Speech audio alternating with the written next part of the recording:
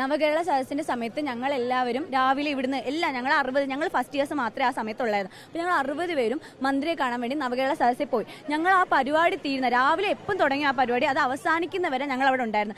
Last മന്ത്രി ഞങ്ങളെ കാണാതെ ഒറ്റ ഇതിൽ ആ വണ്ടി കയറി പോവുകയാണ് ചെയ്തത്. അത്രയും മഴ, ആ നവകേരള സമയത്ത് മഴയെല്ലാം നനഞ്ഞ് ഞങ്ങൾ അവിടെ ഇരുന്നിട്ട് ഞങ്ങളെ കാണാതെ മന്ത്രി പോവുകയാണ് ചെയ്തത്. ഇവിടെ തൊട്ടടുത്ത് എക്സൈസ് ഓഫീസിൽ ഉദ്ഘാടനത്തിന് മന്ത്രി വന്നായിരുന്നു.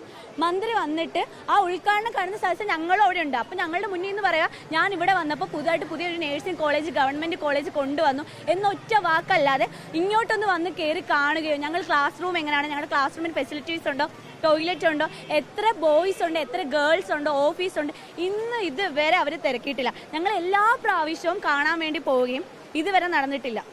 ഇതാണ് നടക്കുന്നത്. മന്ത്രിയോടല്ല, ഞങ്ങളുടെ ഈ അവസ്ഥ കാണുന്ന മന്ത്രി ഒരു വാക്ക് ഞങ്ങളെ വന്ന് കാണുകയാവട്ടെ, കാണുന്നതല്ല, എന്തെങ്കിലും ഞങ്ങൾക്ക് ചെയ്യാൻ പറ്റുന്നത് എന്തെങ്കിലും ഉണ്ടെങ്കിൽ ഒന്ന് ചെയ്തു തരണമെന്ന് ഞങ്ങൾക്ക് താഴ്മയായിട്ട് അപേക്ഷയെന്ന് പറയുകയാണ്. ഒരു വട്ടം ഞങ്ങളുടെ ഈ കോളേജ് ഒന്ന് വന്ന് കാണണം. ഞങ്ങളുടെ ഇവിടുത്തെ MLA ആണ്. ആ MLA ആയിട്ട് പോലും ഞങ്ങളുടെ ഈ കോളേജ് കാണാനോ ഇതുവരെ വന്നിട്ടില്ല. ഞങ്ങളുടെ നിസ്സഹായത അവസ്ഥ കൊണ്ട് പറയുകയാണ്.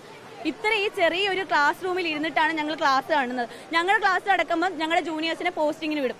അവരെ ഞങ്ങൾ ഇതുവരെ കണ്ടില്ല. ഞങ്ങൾ ആകെ ഈ സ്ട്രൈക്കിനാണ് അവരെ ഒന്ന് മുഖാമുഖം ഒന്ന് കാണുന്നത്. ഇന്ന് വരെ ജൂനിയേഴ്സിനെ സീനിയേഴ്സിനെ ഇരുത്തി ഇവിടെ ക്ലാസ് എടുക്കാൻ പറ്റിയിട്ടില്ല. ഇത്രയും ഞങ്ങൾ പോസ്റ്റിങ്ങിനായിരുന്നു. പോസ്റ്റിങ്ങിന് വന്ന് ഇരുന്ന ഉടനെ ഞങ്ങൾ സ്ട്രൈക്കിന് വേണ്ടി ഇറങ്ങുക.